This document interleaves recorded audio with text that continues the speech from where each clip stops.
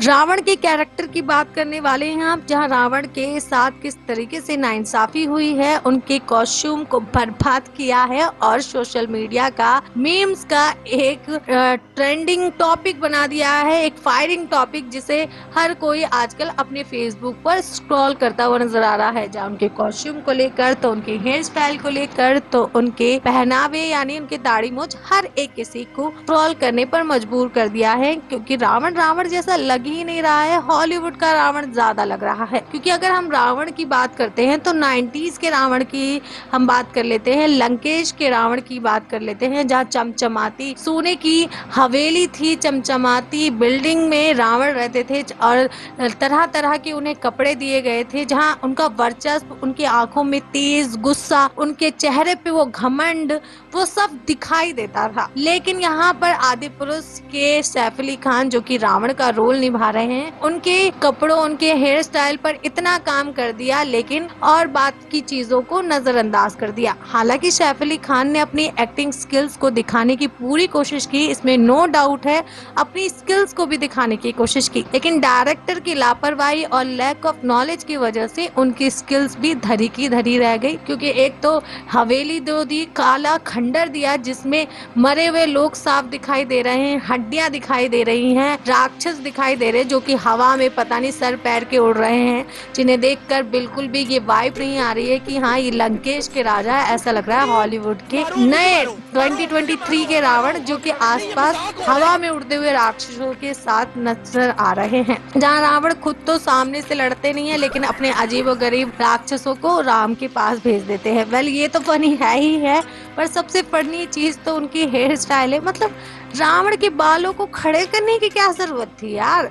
90s के रावण के ऐसे 90s क्या, रियलिटी की बात करें हम, रामायण कथा की बात करें, तो ऐसा हेयर स्टाइल तो दिया ही नहीं होगा जो कि हेयर स्टाइल इन्हें दिया गया है। और कॉस्ट्यूम की भाई वाह, एक कॉस्ट्यूम में 3.5 घंटे की मूवी में नजर आए हैं रावण, और इस एक कॉस्ट्यूम में वो पूरी मूवी कवर कर रहे हैं। और दूसरी बात तो उन्हें लोहार बना दिया यार, कोई इज्जत ही नहीं है। राजा का राजा लोहा पीट रहा है। लंकेश रावण जिसकी सोने की चमचमाती बिल्डिंग, जिसके आसपास कई हजारों सैनिक, नौकर चाकर, हर कोई काम करने को तैयार है, पर आदि पुरुष में नहीं, वो लोहा पीट रहे क्योंकि वो लोहार है, वो रावण नहीं है। ये तो फनी की बात है ही। और सबसे ज्यादा बड़ी बात ये कि रावण की भक्ति का मजाक बनाया गया है, अपमान किया गया है रावण की भक्ति का।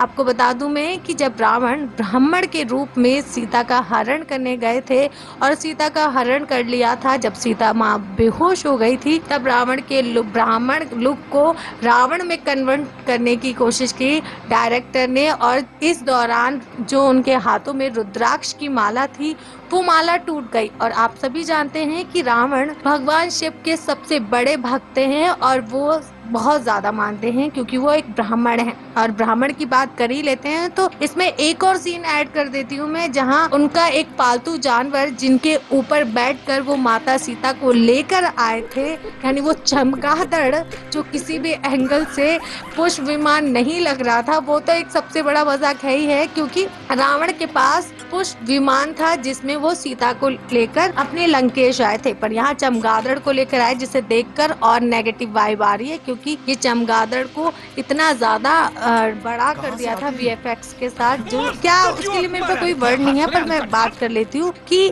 ब्राह्मण के जो टॉपिक था कि रावण एक ब्राह्मण है जो मांस मच्छी नहीं छूते, पर मूवी के सीन में ये दिखाया गया कि रावण अपने चमगादड़ को मांस खिला रहे। वेल क्या दिखाना चाहते हो आप? एक तरीके से ये तो अपमान ही है, क्योंकि आपको नॉलेज है ही नहीं कि रावण किस तरीके का इंसान है, क्या उनकी कास्ट है, क्या करते हैं, क्या खाते हैं, क्या पीते हैं, क्या रहना है, क्या सहना है। यानी जब आपको जानकारी ही नहीं है तो आप बंदूक चलाने क्यों ही गए, निशाना जब आपको साधना आता ही नहीं है। कल इस बात को भी आप निगलेक्ट कर सकते हैं, तो आगे की बात को आप निगलेक्ट नहीं कर सकते, जो कि वरदान से जुड़ा हुआ है। जी हाँ, मूवी के कई ऐसे पार्ट हैं जिसमें आधी अधूरी जानकारी दी गई है, जिसमें से एक बड़ी जानकारी है वरदान से जुड़ी। मैं आपको बता दूं कि जब रावण तपस्या करने गए थे, यानी कि जब रावण ने तपस्या की थी, तब ब्रह्मा जी ने खुश होकर वरदान दिया था कि ना ही कोई देवता, ना ही कोई भूत पिशाच, ना ही कोई गंधर्व, यक्ष, असुर और राक्षस, किसी के हाथों रावण की मृत्यु नहीं होगी। लेकिन आदि पुरुष के ब्रह्मा जी ने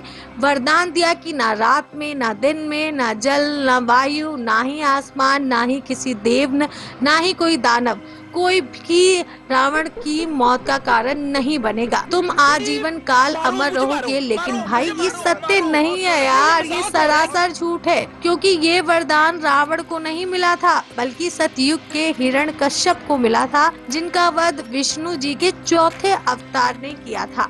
इतनी जानकारी मैंने आपको दे दी जितनी जानकारी इनके डायरेक्टर को भी नहीं है। आपको कुछ ऐसी जानकारी होगी जो मुझे नहीं है तो कमेंट करके जरूर बताइए, और यूं ही सब्सक्राइब कीजिए हमारा चैनल।